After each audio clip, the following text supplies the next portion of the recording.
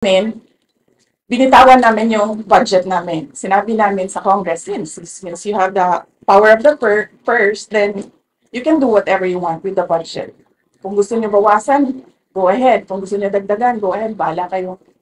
Anyway, mga katrabaho pa naman kami. Kung ano yung maiwan, yun yung gagamitin namin para magtrabaho. So, yun.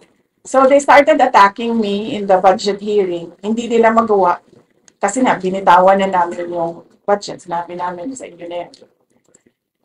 Ang ginawa nila, what they cannot do in the budget hearing, they created a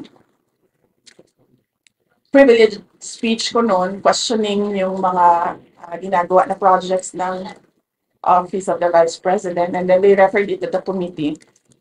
And then the committee, did the hearings doon sa privilege